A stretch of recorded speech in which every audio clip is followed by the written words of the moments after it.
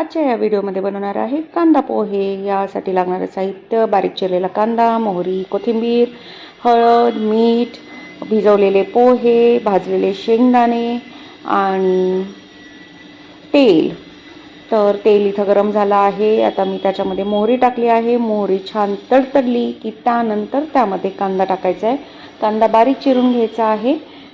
बारीक चिरलेला कांदा जास्त चांगला लागतो पोह्यामध्ये, पण काही ठिकाणी उभा चिरलेला कांदा सुद्धा वापरतात। तर मी इथं बारीक चिरून घेतला आहे कांदा। आता मोहरी तडतडली आहे छान आणि त्याच्यामध्ये मी बारीक चिरलेला कांदा टाकला आहे। कांदा छान तडतडला की मग त्यामध्ये तुम्ही भाजून घेतलेले शेंगदाणे, बारीक चिरलेली मिरची हे टाकायचं आहे। ते छान परतवून घ्यायचं आहे। तर इथं मी कांदा बारीक चिरला आहे। खूप जण कांदा उभा चिरून सुद्धा घेतात।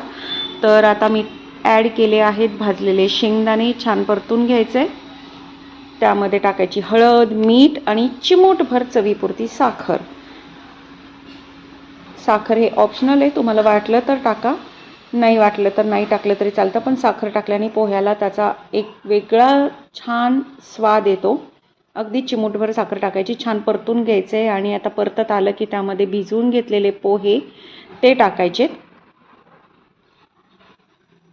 पोहे टाकल्यानंतर व्यवस्थित छान हलवून घ्यायचं आहे आणि सगळीकडे म्हणजे मीठ एकसारखं पसरतं। बरं, काही ठिकाणी पोहे भिजवल्यानंतर त्याला परतण्याआधीच मीठ लावून घेतात, पण मी तसं करत नाही। मी सगळं साहित्य एकत्र केल्यावर मग भिजवलेले पोहे टाकते।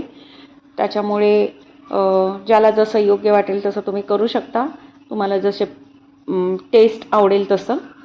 तर छान परतून झाले, मस्त हळदीचा छान कलर आला आहे आणि पोह्याचा सुगंध आता तो व्हिडिओमध्ये दिसणार नाही, पण छानच येतोय। आणि मग ॲड ऑन करा कोथिंबीर, ओलं खोबरं किसलेलं आणि लिंबू आणि त्यासोबत चहा।